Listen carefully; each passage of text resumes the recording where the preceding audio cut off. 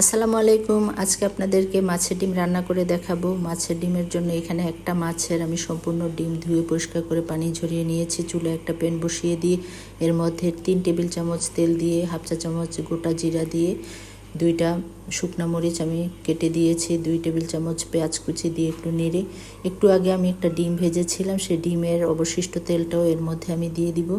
তাই এখানে একটু ফেনা ফেনা উঠে গেছে।